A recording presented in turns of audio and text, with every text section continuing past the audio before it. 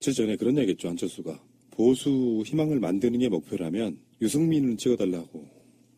기가 막힐 노릇입니다. 자기는 전라도 유세하고 있으면서 유승민 후보한테 일종의 지원 사격을 보낸 거죠. 멀리서. 속마음은 아닐 거라고 보고요.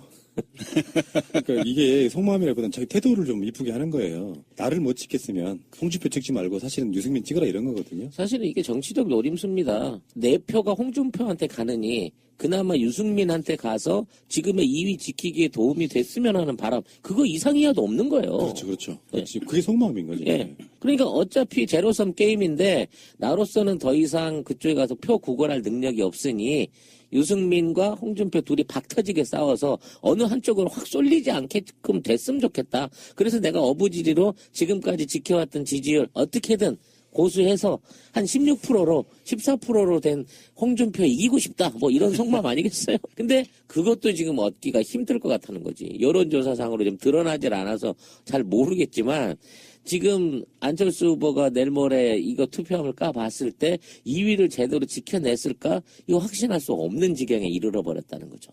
이게 이제 마지막 쟁점이 될 수 있었던 SBS 보도에 대해서 이걸 좀 더 문재인 후보 편에 서서 지금의 이와 같은 언론 행태를 비판하거나 이 부분에 대해서 어떤 강력한 진상조사 같은 걸 요구하면서 선명성을 좀 보여줬으면 막판에 조금이라도 좀 득표가 가능했을 것인데 홍준표가 쫓아가서 깽판 치고 막말하는 거하고는 또 다른 방식으로 이거 사실인 것 같은데 이거 의혹인 것 같은데 하면서 깐족깐족 불질르려다가 오히려 역풍을 더 맞고 있는 듯한 하락세 역풍을 맞은 듯한 증황이 보이고 있다는 게 문제인 거죠. 이거는 사실상 기존의 문재인 지지층에 대한 결속만 높여주고 그나마 본인은 합리적인 사람, 뭐 중도에 있는 중도 보수의 어떤 그 대리적 희망으로 보았던 사람들한테 이도 저도 아닌 굉장히 얼빠진 듯한 모습을 보여줘 버린 거예요. 그것도 본인 입으로 떠든 것도 아니라 박지원이라든지 또는 뭐 주변의 각종 그 선거와 관련된 당직자들을 통해서 이 부분을 제기함으로 인해서 이건 내가 굳이 한 건 아니야라는 의혹은 있었지만 오히려 저게 진짜 그 비열한 인간이구만 라는 프레임에 스스로를 가둬버린 결과가 나와버린 것 같아요. 하는 것마다 패착이네, 할 때마다. 몰리니까 선거에는 1등만 목표가 되는 게 아니에요. 1등을 못해도 자기들이 얻는 지지율만큼 정치적인 의미를 갖는 거라서 사실상 포기한 발언이죠. 그렇죠. 내 힘으로는 못 뺏으니 니들끼리 싸우다 다 죽어라. 나는 2등만 할게. 나는 어부지리 할게. 난 2등이면 돼. TK, PK 니들이 가져. 이거랑 똑같은 이제 뭐 거잖아. 선거에 관련한 평가들이 나오겠지만 안철수 후보는 2등만 했다고 해도 나름대로 정치적 자산은 될 수 있어요. 퇴견되냐 말이지 지금 이러다가. 그러니까 안철수가 나름 선거 과정에서 비열함, 예를 들면 뭐 세월호 가짜뉴스 같은 거를 이용한다든지 이런 게 없고 그 우호적 관계로 선거를 치르는 게 좀 있었다면, 물론 이제 어차피 선거라는 게 뭐 정의당하고 민주당하고 싸우고 뭐 이렇게 달을 세우는 거는 선거 과정이 어쩔 수 없는 일이에요. 선거 끝나고 아무것도 아니고 당선된 쪽에서는 뭐 웬만한 범죄 행위가 아니면 다 놓고도 가고 그러는 거라서 선거 과정에서 감정 쌓이는 건 어쩔 수 없는데 태도가 좋은 태도라고 하면 2등도 훌륭하고요. 나쁜 태도라 그러면 정치권에서 매장되는 겁니다. 그게 굉장히 묘한 함수 관계를 갖고 있는 거예요. 홍준표가 지금 저런 태도로 선거 임해가지고 설사 이의가 난다고 해도 홍준표도 저는 보기엔 매장이고. 그렇죠. 저는 안철수 후보 참 안타까운 게 진보의 입장에서 썼든 아니면 보수를 주창하는 입장에서 썼든 어느 한쪽으로만 올인을 했어도 투트랙을 안 하고 어느 한쪽으로만 올인을 했어도 이미는 충분히 할 수 있는 여건이 있었어요. 어차피 그 밑에 깔려있는 3, 4번 후보자들이 본인이 시작할 때마다 20%가 넘는 격차가 있었다고. 그 20%가 넘는 격차를 일주일 만에 다 까먹은 거야, 이 사람은. 뭐를 한 거야, 뭐를. 근데 그건 안철수 잘못도 아니에요. 그러면 표 난민들이 둥둥 떠다니다가 좋아하지도 않는 사람한테 잠깐 가짜로 그래도 문재인보다는 안철수를 더 찍고 싶은데 뭐 이런 느낌이었으니까 그 표는 자기 표가 아니지 사실은. 그러니까 난민들이 배에 타고 바다를 헤매고 있는데요. 저기 배 한 척이 오는 거야. 통통통통 그래서 거기를 타려고 다 올라가 보니까 이 배가 침몰하게 생겼어요. 작아서. 그러니까 다시 원대 복귀하는 거예요. 그래서 더 큰 배를 찾아가는 거예요. 총각 때 지나간 아가씨가 제가 윙크했다고 내 여자라고 말하는 거 똑같은 거야. 잠깐 호감 느끼는 거랑 정말로 사귀는 거랑 이게 표를 확고하게 예를 들면 여러분들이 어떤 심정이실지는 저도 몰라요. 비밀 투표에 그걸 우리가 지켜 뭐 말하는 거 보면 다 알지만 뭐 그동안 다 얘기했는데. 난 이미 찍고 엄지척까지 올렸는데 아니 무슨 뭐 그래도 이제 우리 방송의 태도상 나는 한 번도 바뀐 적이 없어. 5년 동안 바뀐 적이 없어. 그런 표하고 전혀 관심 없어. 안철수가 V3 만든지도 몰라. 뭔지도 몰라 심지어 심지어는. 국민이 다닐지도 몰라. V3. 그런 사람들이 난 문재인 싫고 안철수가 누군데? 더 낫지? 뭐 이렇게 되는 그런 표들은 붙어있질 않죠. 그러면 처음에는 전국 요새를 다니고 대단한 선거 요새를 하다가 막판에 가니까 전라도 가서 배낭 메고 사람들 만나러 가면서 악수를 하고 있더라고 안철수가. 왜 자꾸 안철수 이렇게 싫어해요? 불쌍하신 분을. 아니 나 같은 동네 사니까 그런 거야. 아, 지역구구나. 같은 동네 살다 배신을 당한 거잖아 지금. 근데 지금도 노원구에 집이 있어요? 그럼요. 아, 그래요? 난 그 양반이 거기 집 있는지는 모르겠어. 아니, 그건 주소지가 있어야 되니까. 뭐 주소는 있다고는 하는데 그 사람 그 정책 카페 밑에 짜장면 집이 값이 싸가지고 제가 거의 2주일에 한 번씩 가는데도 불구하고 얼굴을 봤다는 사람이 없어 이씨 그 동네에서. 그건 뭐 대선 주자니까 뭐 그렇다 치고. 그럼 그렇다고 쳤으면 선거가 막판으로 가면 갈수록 좀 더 대중 유세나 큰 거리에 나서가지고 그 자기 모습의 존재감을 좀 확보할 수 있는 그런 선거전을 보여줘야 되는데 역으로 달리고 있는 거 역으로 지금 오늘 같은 날 되면은 대규모 연설을 하든가 대국민 발표를 하든가 뭐죠 언론전이라든지 이런 데 공개전으로 좀 나서야 되는 거 아니야?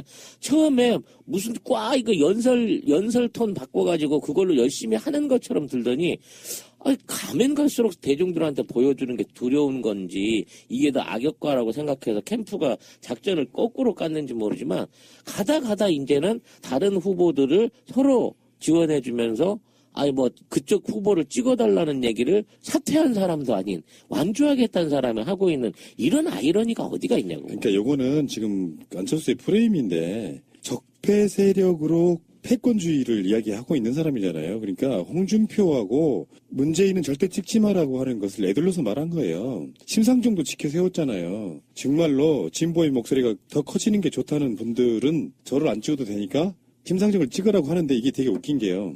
스펙트럼으로 한번 봅시다. 구구의 홍준표가 있고요. 나름 건전한 보수로 표방하는 유승민과 사실 안철수는 어쩌면 스펙트럼으로는 비슷해요. 그 다음에 문재인이 있고 심상정이 있단 말이에요. 가까우려면 심상정 지지자들이 제대로 찍으려고 그러면 지금 감정이 상해서 뭐 약간 좀 달라졌을 수도 있겠지만 심상정 지지자들이 심상정을 안 찍고 눈물을 머금고 누구를 찍는다면 안철수를 찍겠어요? 문재인을 찍죠. 그렇죠. 그러니까 안철수한테는 사실은 기회가 한 번 있었습니다. 언제였을까요? 정말로 새 시대의 정치인으로 뜰 수 있는 딱 한 번의 기회가 있었어요. 그때가 언제냐면 새정치민주연합 당대표 할 때입니다. 그때 정치적 자산을 막 쌓았어야 되는데 이 사람 생각이 이런 거야. 운동권 싫어 일단. 그래서 뭐 5.18이나 4.19나 뭐 14선언이나 뭐 이런 것들을 못마땅해. 운동권적인 마인드가 싫어. 그렇게 당 운영이 왔잖아요. 그렇다고 박근혜 정권하고 나를 세워서 뭘 한 것도 아니고 자기들이 할 수 있는 것. 야당을 개혁해가지고 문재인처럼 뭐 적극적으로 누구를 영입한다거나 당을 강령을 바꾼다거나 좋은 쪽으로 전혀 그런 게 없는 상태로 그냥 무능한 야당 대표 이미지를 정치권 들어오자마자 쌓아버린 거예요. 안철수라는 사람은 사실 대한민국의 민주주의 역사에 대해서 전혀 관심도 없고 공부도 안 했을 것 같고 그쪽에 대해서 노조로 대표되는 그런 어떤 자기하고 결이 안 맞는 그런 세력이라고 지금 이 사람은 판단하고 있는 것 같아요. 그리고 87년도에 현재 유공화국이 탄생하게 된 배경 이런 것도 전혀 관심이 없고요. 이게 관심이 있었다면 대한민국의 역사가 관심이 있었다면 그렇게 행동을 할 수가 없어요. 민주주의가 아닌 반민주적으로 움직이고 그리고 매일 마타도 하고 거짓말하고 그리고 정당 정치를 하겠다고 정당에 들어와서 정당을 깨는 행위를 하고 이거는 아주 상식적이지 않은 행동이고요. 제가 보기엔 그 정도의 차이만 있지 홍준표하고 비슷하다. 저는 그렇게 봐요. 사실상 이번 선거에서 가장 큰 피해자? 아니면 선거 전후를 따져봤을 때 어떤 얻은 것보다는 잃은 게 많은 사람으로 저는 홍준표를 생각했는데 이제는 안철수가 그 자리에 선 것 같아요. 전 물론 뭐 지금 뭐 최근에 봐서 오차 범위 안에서 2위를 넣고 엎치락 뒤치락 하고 있다고는 하는데 그만큼 위상이 떨어져 버린 것 자체도 사실은 안철수는 심각한 정치적 어떤 생명의 위협 상황이 될 수 있는 거고 정말 이 선거 이후에 국민의당 또는 안철수를 정치판 안에서 볼 수 있을까 싶은 또 걱정이 되나요? 이제 막 동정론이 생기네. 난 투표를 끝나서 그런가? 그분은 이제 정치를 떠나도 뭐 그 잘 먹고 잘 사시는 분이에요. 걱정하지 않으셔도 돼요. 대한민국의 아주 최고의 재력가 중에 한 명 중이고 그리고 뭐 자신의 모기업이 지금 주가가 말도 한 4분의 1 가까이 지금 떨어지고 있잖아. 최고 아니 그게 최고 수준에서. 정상 주가예요. 아, 그게 정상가예요? 원래 정상이었어요. 그동안 거품이었던 거야? 원래 이게 6만 원, 5만 원대에서 6만 원 초반이 정상이었고요. 이게 테마주라고 그래서 말도 안 되게 3배 가까이 올랐던 15만 거고요. 원, 16만 원까지 그러니까요. 급격했었죠. 이게 그건 말도 안 되는 거고 그때는 그 작전이 들어갔던 것 같고 지금이 정상입니다. 안랩 주가는 많이 떨어진 게 아니에요. 저는 이제 그 흔히 하는 말로 샤이 지지층이라 그러잖아요. 샤이 홍준표는 홍준표를 찍기는 하지만 솔직히 쪽팔려서 내가 찍는다고 얘기 못하는 사람이 많이 있다는 거예요. 나 그거 인정합니다. 왜? 찍기는 찍어야 쓰나 기존의 관성 때문에 아무리 새누리 잔당이라 해도 밀어는 줘야겠는데 차마 내가 이 새끼를 찍어야 되나. 이건 사유가 있을 수 있어서 샤이가. 샤이 안철수가 있을 수 있냐고. 안철수를 찍는 게 부끄러운 사람들이 지금 지지를 표현하지 못하고 있는 층이 있다는 말이 되냐고. 안철수는 새로운 정치, 개혁의 정치 또는 새로운 대한민국을 만들겠다고 나서는 신흥주자잖아. 신인인 거잖아. 근데 내가 지금 안철수를 지지하는 게 부끄러운 사람이 있어서 그 사람들이 안 드러나고 있다는 얘기는 뭐야? 안철수 스스로가 자신이 구태고 적폐였음을 인정하는 얘기랑 똑같은 거예요. 그래서 뭐 샤이가 있든 없든지 간에 이제 남은 앞으로 그 선거에서 참여하실 분들은 정말 이렇게 마지막까지 심사숙고하셨기 때문에 지금의 어떤 뭐 지지율, 뭐 정당 이런 거 다 떠나버리시고 자, 내가 찍는 투표로 어떤 대한민국을 이끌어갈 수 있는 사람을 찍을 거냐. 이걸 원론적인 면에서 다시 한번 생각해보고 지금에 있는 투표장에 나가시길 권해드리고 싶은 거예요. 왜 처음에 그 당당했던 안철수는 그리고 처음에는 존재감 없던 홍준표는 그리고 유승민과 심상정은 이번 유세 기간 약 한 달이 못 되는 기간 동안 어떤 변화의 길을 걸어왔는가. 그들이 어떤 방식으로 선거를 진행하고 표들을 구걸해 왔는가 하는 것들을 돌아보게 되면 이건 너무 급이 다른 선택 아니에요? 영화관에 가갖고 블록버스터하고 20, 30년 된 방화들을 보고 있는 거랑 똑같은 선택의 기준일 거라고 봐져요. 나는 아직도 안철수 후보 캠프에 들어가고 싶습니다. 또? 가지 말라니까요. 막판 역전이 벌어지면 어떡해요. 도와주고 싶어요. 국민을 대하는 자세랄까? 나는 안철수와 나를 한번 비교를 한번 해보겠습니다. 인문학적 소양은 제가 더 뛰어날 거라고 봐요. 인정. 인정. 공부는 제가 더 못했을 수 있어요. 목소리는 제가 더 좋습니다. 인정. 근데 문제는 뭐냐면 싸움도 네가 더 잘할 것 같아요. 훨씬 잘하지. 다르지. 근데 문제는 공감력 없는 사람은 정치하면 안 돼요. 맞아요. 내가 야당이야. 내가 아까 새정치민주연합 공동대표 나중에 이제 중간에 사퇴하고 막 이러는 어떤 과정이라는 게 있는데 그 과정 속에 야당을 지지하는 사람들은 야당이 무엇을 원할까? 엄혹한 시절, 그러니까 평화시가 아닌 독재에 가까운 어떤 시절의 야당은 사실 가장 먼저 내세워야 될 게 현재 여당과 다른 점을 차별화시키면서 선명하게 그들과 싸우는 게 먼저예요. 정책 개발하고 하는 건 두 번째 문제야. 자기들이 소수이어서 정책 개발을 그걸로 인정받으려면 뭐 어떤 상황이 벌어졌냐면 원내에서의 정치라는 게 독재의 세력한테 우리가 정책 개발해서 통과시켜달라고 서로 간에 그 협력이 필요하잖아요. 의석이라는 게. 그러면 그쪽도 협력을 해줘야 돼서 결국은 사쿠라가 되는 거거든. 그러니까 안철수는 어떤 방식으로 자기를 차별화시켜왔냐면은 야당도 싫고 여당도 싫고 그러면 여야를 막론해서 완전히 새로운 정치를 보여줬어야 되는데 밖에 나가서 하는 짓은 사실은 구기득권스러운 짓은 계속 하고 있고 자기가 구기득권이고 적폐 세력이면서 쟤들 적폐야라고 말하고 있으니까 공감력이 떨어지는 거예요. 국민들 입장에서. 이번 마지막 토론에서도 그런 이야기 했잖아요. 친박과 친문의 패권 세력을 이야기했잖아. 그러니까 그 패권 세력이라는 게 그런 거지. 문재인 지지자 입장에서는 할 말이 되게 많은 거잖아요.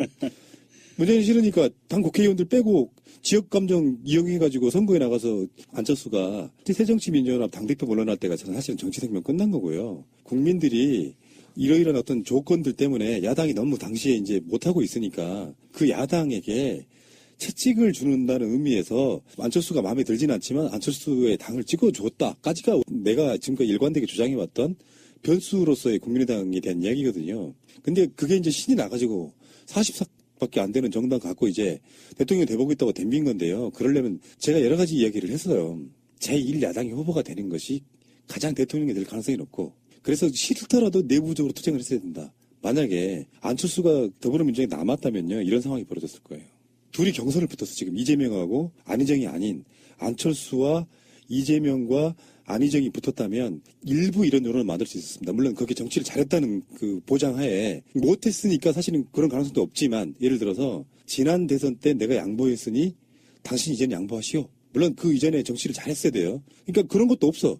정치도 못했어. 당도 깨고 나가서 하니까 자기가 확장할 수 있는 게 사실은 안희정의 빈 공간, 반기문의 빈 공간 그런 거를 막 섭취하면서 왔지만 사실은 안철수 지지율은 예전에 왜 안희정 존재할 때 지지율 10% 미만인 게 사실인 거죠. 그것이 안철수의 한계인 거예요. 안철수가 지금도 새 정치를 들고 나와서 지금까지 우려먹고 있는 게 방금 전에 말씀하신 대로 정치 혐오증에 걸려있는 사람들이라고 판단을 했던 본인이 부동층, 항상 존재해왔던 부동층 30% 정도, 30% 정도의 사람들을 내가 새 정치로 먹을 수 있어. 이렇게 생각을 하고 지금까지 오는 것 같아요.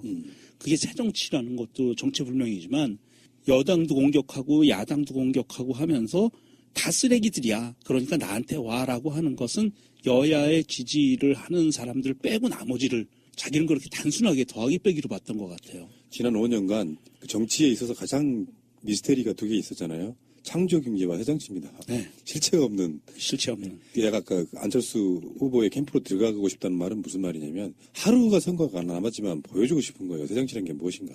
야, 또 이 게시판에 또 난리 나겠네. 푸나가 정치에 욕심을 갖고 있다 막 이러고 난리 나겠네 막. 와. 그러면 차기 이 노원구청장 선거에 안철수 후보의 적극적인 어떤 등단과 당선을 기원하겠습니다. 아, 거기 좀 있잖아요. 위원장님 한 분 있어요. 그러니까 내가 이제 농으로 하는 말이지만 안철수 같은 사람들은 정치하기 힘들어요. 일단 기본적인 뚝심, 인내심도 필요하고요. 정치인이라고 하는 것은 사람들한테 호감을 주려면 호감 뭐 또는 어떤 새로운 혁신 이미지를 주려면 자기가 예치고 있는 것들 다 바꿔야 돼요. 예를 들어서 내가 기업파 출신이지만 노조와 함께 가는 기업 운영 공감한다. 이런 것들 있잖아요. 그럼요.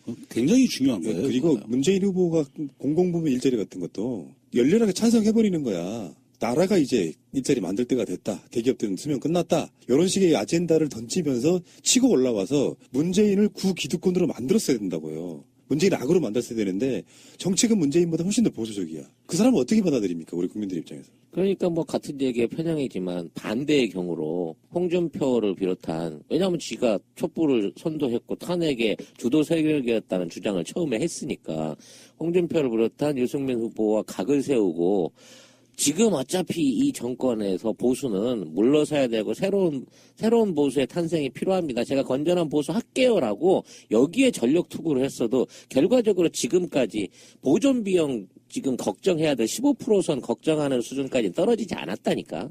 그거만 긁어 모았어도 그랬으면 정말 당당하고 정말 차기를 노릴 수 있는 강력한 그 야권 주자, 대선 주자로서의 다음 5년을 아무튼 기대할 수 있는 충분한 그 자기한테도 큰 기회였음에도 불구하고 이거를 뭐 양쪽에 있는 들고 있던 떡을 다 뒤집어 엎어버린 거야. 난 너무 안타까워. 나도 진짜 가고 싶었네, 그러고 보니까. 그러니까 캠프에 들어가서 알려주고 싶다고. 예를 들어서요, 집안에 먹을 게 없어가지고 라면을 끓여 먹었어요.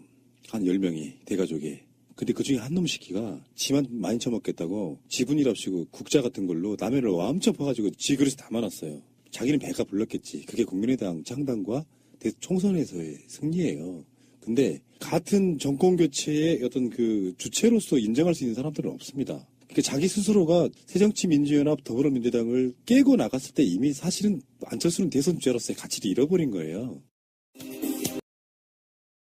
대선이 이제 얼마 남지 않았기 때문에 이런 얘기를 먼저 한번 해보고 싶어요. 현실적으로 통합정부라고 하는 얘기가 이제 나올 수밖에 없고요. 지금 최근에 마지막 토론에서도 그런 비슷한 얘기가 나왔습니다. 그래서 통합정부 추진위원회라는 게 있어요. 지금 문재인 그 선대위에 박영선, 변재일 이 두 사람이 공동위원장인데요. 좀 박영선은 찜찜하긴 아니, 한데. 뭐, 아직 안 끝났으니까. 네. 비토는 여기까지. 근데, 그래서, 여기서 지금 나오고 있는 메시지는 뭐냐면, 합리적인 진보와 개혁적 보수 진영을 망라해서 대한민국 드림팀 만들겠다. 이게 간단히 말해서 통합정부라고 하는 개념이 이런 거죠. 일단은 강요들을, 당적이 더불어민주당이 아닌 사람도 장관으로 임명할 수 있다요, 일단은. 예, 굉장히 중요한 부분이죠. 예, 이거 굉장히 중요한 거예요. 예를 들어서 연정과 비슷한 건데, 예. 예를 들어서 심상정 후보 같은 사람을 노동부 장관 임명할 수도 있습니다. 만약에 물론 본인이 원한다면. 진보 쪽이라면 저는 그 받아들일 거라고 봐요. 그걸 차버릴 이유가 없잖아요. 노동정책에 불만이 많은 정의당 입장에서 만약에 그게 추천이 간다면 정반대로 국민의당에서 그래도 좀 앞에 나서지 않고 꿋꿋하게 뭔가 이렇게 묵묵하게 해온 실력자가 있다고 쳐. 그래서 경제 전문가가 있다고 쳐. 그런 사람 데려다가 경제부총리 시킬 수도 있죠. 그런 걸 지금 발표하고 있는 거예요. 그러니까 이게 합리적 진보와 개혁적 보수 진영이라고 했으니까 여기서 확실히 떨고 나갈 분들은 확실히 떨고 나가는 거죠. 합리적이지 않은 그 꼴보수들은 떨어져 나갈 것 같고요. 꼴통 보수들은. 그러니까 이게 중요한 거죠. 진보와 보수를 끌어안는데 그 진보도 합리적이어야 된다. 지나치게 이상주의적이거나 현실에서 적용할 수 없는 무리한 정책을 들고 나오는 사람은 배제하겠다는 그런 개념으로 이해해야 될 거고요. 그 다음은 개혁적인 보수도 지금에 있는 보수 진영보다는 말 그대로 뭐 재벌 개혁이 됐든 세제 개혁이 됐든 노동 개혁이 됐든 좀 더 국민을 위한 개혁적인 의사를 내세울 수 있는 사람을 받아들이겠다는 거기 때문에 사실상은 지금의 민주당의 정책에 정책적으로 동의를 하면 과거는 묻지 않으마라는 식의 통합론이라고 봐질 수는 있어요. 하지만 정책도 없이 어떤 그 과거에 대한 사고 없이 아무나 내가 그냥 나 능력 있으니까 나 이러이러한 사람이니까 비전 없이 내 이름 걸고 내가 들어가서 한 자리 할게 이런 사람을 받겠다는 의미가 아니기 때문에 이건 정치 일선에 있던 사람이 아닌 학자층이나 싱크탱크나 아니면 실제적으로 당 업무에 과거에 종사를 해본 경력자나 이런 쪽 안에서 그냥 폭넓은 경력직 사원을 뽑아드리겠다라는 차원으로 이해를 해야지 이거를 다시 뭐 정권의 후퇴, 개혁의 후퇴로 받아들여져서는 안 된다는 점이 앞으로 인선에서의 좀 문제가 아닐까 싶어요. 이 부분이 굉장히 그동안 대선이 시작되고 나서 항상 말이 나왔던 여소야대 국면을 어떻게 돌파할 거냐 민주당이 이 부분하고 맥락이 다 있거든요. 문재인 후보가 대통령이 돼서 정권을 잡고 정부를 구성하면 과연 장관청문회를 통과시킬 수 있을 것이냐. 여소야대 상황에서 이런 고민들 그리고 개혁적이고 적폐청산을 위한 정책들을 꾸준히 밀고 나갈 수 있는 동력이 과연 국민들만 믿고 그렇게 쉽게 갈 수 있겠느냐. 이런 부분들을 해소하는 데 있어서 자 탄핵에 찬성해서 뛰쳐나왔던 분들 중에 우리 정부에 합류하고 싶으신 분이 있으면 그 탄핵에 반대해서 나온 뭐 유승민 후보라든지 이런 사람들에 대해서 바른정당 당적 그냥 갖고 있고 우리 정부하고 같이 일을 하자. 당신의 마인드 건전한 마인드만 우리한테 다오. 이렇게 하고 야, 이건 진짜 내각제나 다름없는 굉장한 개방의 어떤 시초가 되지 않겠어요? 정말 그렇게 된다고 치면. 자, 이것은 개혁을 하기 위한 도구예요. 일단 정권이 딱 들어서는 순간에 어떤 태도를 보이느냐가 그 정부의 색깔을 결정하는데 범국민적인 동의, 찬성, 협조를 구하겠다는 뜻이에요. 그래서 우리 당 사람 아니어도 다른 정당의 사람들을 최소한 몇 명이라도 등용을 함으로써 야 문재인이 그래도 편가르기 안 하고 우리 쪽 사람도 등용시키느라고 하는 것이 생기면 극한 반발감은 안 생겨요. 그런 거 있잖아. 나 정권 이제 딱 됐으니까 싹 쓸어버릴 거야? 일부 그 주장하시는 분들이 있습니다. 있을 거라고 보고. 근데 그게 법적으로 해야 되기 때문에 안 된다고요. 구호에 그렇죠. 그쳐서 정권 초기부터 계속 반발 세력만 생기고 대통령 지지율이 뭐 50%도 안 넘는 상태 그게 바로 트럼프 같은 형태로 가는 거예요. 그럼 동력이 그렇죠. 떨어지는 거잖아. 그러니까 개혁을 잘하기 위해서 여기 말한 거 개혁적 보수, 합리적 진보가 무슨 뜻이에요? 이 사람들까지 같이 가면서 개혁을 하기 위해서 의석이 모자라니 국민적 지지율을 갖고 가겠다 이런 뜻이거든요. 1년 안에 개혁 안 하면 제가 보기에 동력 떨어져요.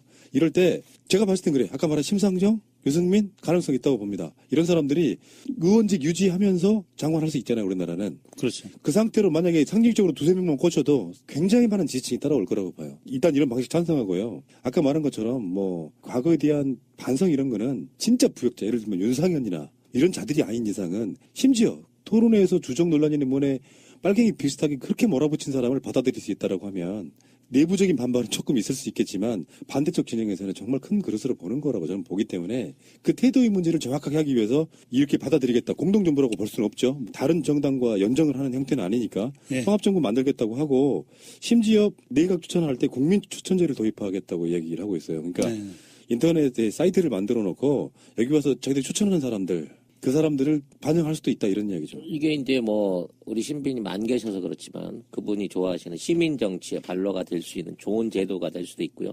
아까 이제 프론나우님 말씀을 조금 더 덧붙이자면 앞으로 문재인 정부가 이끌어 나간 탕평책 내지는 인재 영입 자체를 정계 개편으로 시선으로 봐서는 안 된다는 거죠. 그러니까 우리가 저 당을 흡수하기 위해서 또는 국회의원 수를 늘리기 위해서 사람을 끌어들이겠다는 게 아니고 진짜 대한민국을 위해서 일할 수 있는 비전을 갖고 능력이 있는 사람들을 중용하는데 어려움 없이 저항 없이 해나갈 수 있겠다는 각오를 밝힌 거니까 우리 국민들도 잘 진위 여부 또는 그 사람의 자질 여부 그 사람이 해나가는 정책의 여부를 눈여겨봐야 될 것이고 이제 앞으로 이제 여소야대는 와 있는 당면한 국면이 있는데 무리하게 이거를 의회 권력을 뭐 행정부가 간섭을 미치거나 대통령이 간섭을 미치기 위해서 마치 뭐 당을 깨고 사람들을 끌어들이고 뭐 이런 모습으로 과거에 있는 정계 개편, 행정부발, 대통령발 정계 개편의 모습으로 보여지지 않기 위해서 인재들만을 적재적소에 쓰겠다라는 의지를 보여주는 걸로 해석하면 맞을 것 같아요. 근데 진짜 신선한데 홍준표 제외하고요. 현재 대선 후보들을 장관으로 임명하는 거야. 괜찮아요. 네. 근데 안철수는 또 줄 게 없다. 씨. 뭘 안철수는, 줘야 돼? 안철수는 은퇴할 거니까. 사실상 백수 상태 되거든요. 근데 그럴 때 안철수한테 장관 자리 하나 줘. 4차 산업위원회. 정보통신부 장관 같은 거. 자, 뭐 어찌됐건 간에 어쨌든 신선해. 뭐 그 부분은 신선하다고 봐요. 뭐 나쁘지 않고요. 대통령이라고 하는 자리가 주는 의미. 우리가 처음에는 그랬습니다. 김대중 대통령이 정권을 잡으면 싹 쓸어버릴 줄 알았어요. 착각입니다. 노무현 대통령도 마찬가지입니다. 근데 저는 김대중 대통령이 그래도 실제로 정치하는 원리를 저는 알았다고 생각해요.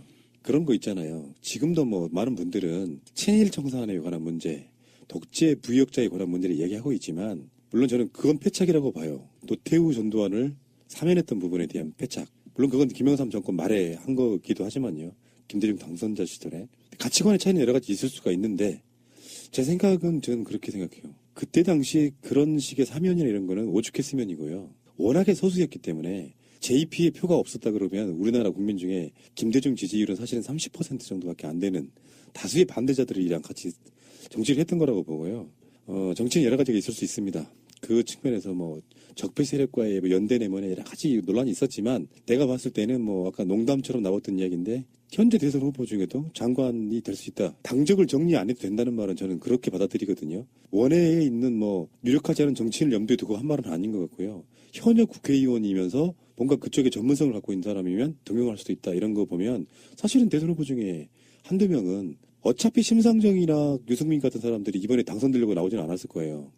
솔직히 자기들도 지지율 목표가 있는 거잖아요. 그러니까 그런 사람들이 만약에 자기들 색깔을 갖고 장관직 잘 수행하고 그걸 바라보는 사람들이 뭐 진보 쪽에 있는 사람들도 뭐 문재인 별로 안 좋아했지만 저런 거 보면 정말 대단하다. 이런 것들이 시너지가 나가지고 사실은 진짜 적폐 세력인 친박이나 이명박 세력들을 몰아내는 데 있어갖고 힘을 모아보자는 의미라고 저는 생각해요. 그 사람들 다 끌어들여갖고 정치하겠다 이런 건 아니다. 저는 그렇게 봅니다. 네, 새 정부의 출범을 이렇게 여러 가지 측면에서 기대를 갖고 볼 게 많군요. 그렇구나. 지금까지 없었던 정치, 대한민국을 새롭게 하는 정치를 볼 수 있게 하기 위해서 마지막까지 많은 투표 참여해 주시고 신중한 선택 부탁드리겠습니다. 자, 구호 한번 외칩시다. 다 아시죠?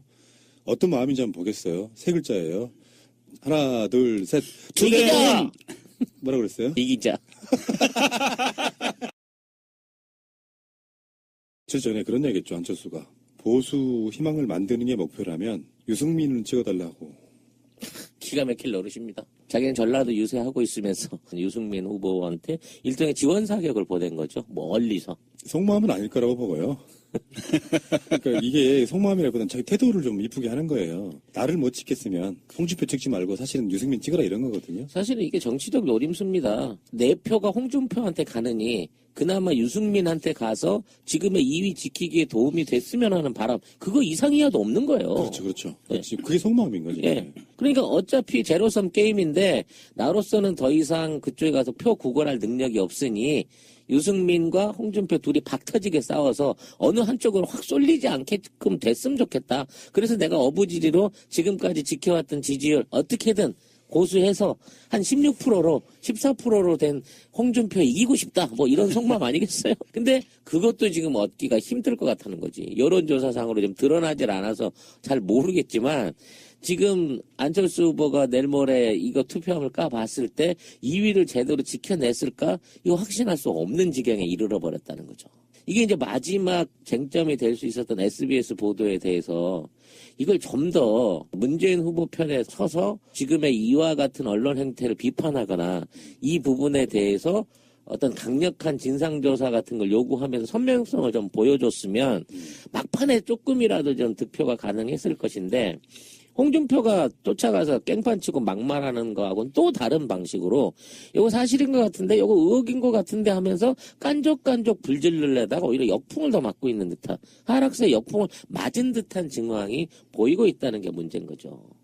이거는 사실상 기존의 문재인 지지층에 대한 결속만 높여주고 그나마 본인은 합리적인 사람 뭐 중도에 있는 중도 보수의 어떤 그 대리적 희망으로 보았던 사람들한테 이도 저도 아닌 굉장히 얼빠진 듯한 모습을 보여줘 버린 거예요. 그것도 본인 입으로 떠든 것도 아니라 박지원이라든지 또는 뭐 주변에 그러니까 요거는 지금 안철수의 프레임인데 적폐 세력으로 패권주의를 이야기하고 있는 사람이잖아요. 그러니까 홍준표하고 문재인은 절대 찍지 마라고 하는 것을 애들러서 말한 거예요. 심상정도 지켜 세웠잖아요. 정말로 진보의 목소리가 더 커지는 게 좋다는 분들은 저를 안 찍어도 되니까 심상정을 찍으라고 하는데 이게 되게 웃긴 게요.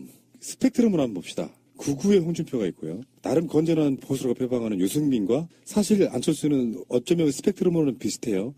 그 다음에 문재인이 있고 심상정이 있단 말이에요. 가까우려면 심상정 지지자들이 제대로 찍으려고 그러면 지금 감정이 상해서 뭐 약간 좀 달라졌을 수도 있겠지만 심상정 지지자들이 심상정을 안 찍고 눈물을 머금고 누구를 찍는다면 안철수를 찍겠어요? 문재인을 찍죠. 그렇죠. 그러니까 안철수한테는 사실은 기회가 한 번 있었습니다. 언제였을까요? 정말로 새 시대의 정치인으로 뜰 수 있는 딱 한 번의 기회가 있었어요. 그때가 언제냐면 새정치민주연합 당대표 할 때입니다. 그때 정치적 자산을 막 쌓았어야 되는데 이 사람 생각이 이런 거야. 운동권 싫어 일단. 그래서 뭐 5.18이나 4.19나 뭐 14선언이나 뭐 이런 것들을 못마땅해. 운동권적인 마인드가 싫어. 그러니까 그렇게 당 운영해 왔잖아요.